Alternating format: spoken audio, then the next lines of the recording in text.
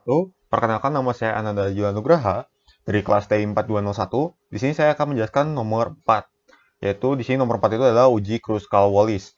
Nah, di sini kita bisa lihat soalnya itu adalah sebuah eksperimen dilakukan untuk mengidentifikasi pengaruh dari 3 metode pengajar terhadap kelompok siswa yang terdiri dari 20 siswa. Setiap siswa dipilih secara acak untuk diberikan sebuah metode pengajar, dan pada akhirnya program selama 4 pekan diuji dengan sebuah ujian yang terstandarisasi.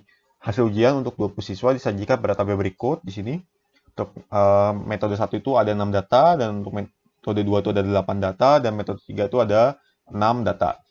Lalu ukuran sampel untuk setiap perlakuan adalah kecil. Dan hasil uji normalitas menunjukkan bahwa asumsi normalitas data tidak terpenuhi. Gunakan uji Kruskal untuk menginvestigasi bahwa nilai median skor ujian terstandarisasi siswa untuk setiap metode mengajar adalah tidak sama pada taraf nyata 5%. Lanjutnya kita buat H0 dan H1 seperti biasanya. Jadi untuk H0 itu persamaan, jadi tingkat keefektifan dari ketiga metode mengajar adalah sama. Dan untuk H1-nya adalah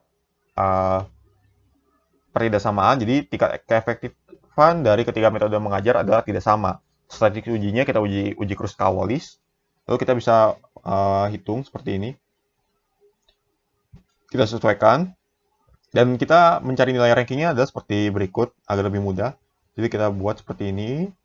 Lalu kita urutkan dari yang terkecil hingga yang terbesar. Setelah itu kita ranking. Hasil dari ranking ini kita masukkan kepada tabel berikut. Setelah udah kita masuk seperti ini, kita bisa hitung jumlah untuk rankingnya dan jumlah datanya. Tadi jumlah datanya ini untuk metode mengajar 1 dan 6, mengajar 2 8, dan mengajar 3 6. Jumlahnya pun berbeda. Untuk metode 1 itu 90, metode 2 40, dan metode ketiga adalah 80.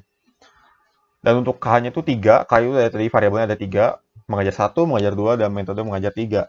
Dan untuk N itu adalah 20, jadi 20 total dari ininya. Sini ada 20. Selanjutnya kita mencari nilai H-nya. Usahanya seperti berikut. Kita bisa hitung, kita masukkan semua nilai dari N dan K, R1, R2, dan R3 selanjutnya. Dan mendapatkan nilai H-nya adalah 11,762. Selanjutnya kita tentukan daerah kritis dari kriteria uji. Daerah kritisnya itu dengan V-nya itu rumusnya K-1. Variabelnya ada 3, kita kurangi 1 jadi 2, diperoleh jadinya X,0052 itu adalah 5,991 dari tabel C-square-nya. Bisa kita lihat sini, ini untuk pembuktiannya 0,05 dan V-nya itu ada 2, 5,991. Lalu selanjutnya kita tentukan kriteria ujinya. Terima H0 bila H lebih besar daripada 5,991 dan terima H0 jika sebaliknya. Selanjutnya kesimpulannya, jadi ternyata H itu sama dengan lebih besar dibanding dengan daerah kritisnya. Jadi sehingga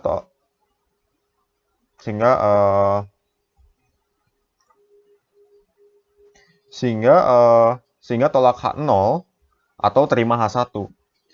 Jadi berarti terbukti bahwa kesimpulannya di sini adalah dengan tingkat kepercayaan 90% belum cukup bukti untuk menyatakan bahwa tingkat keefektifan ketiga metode mengajar sama.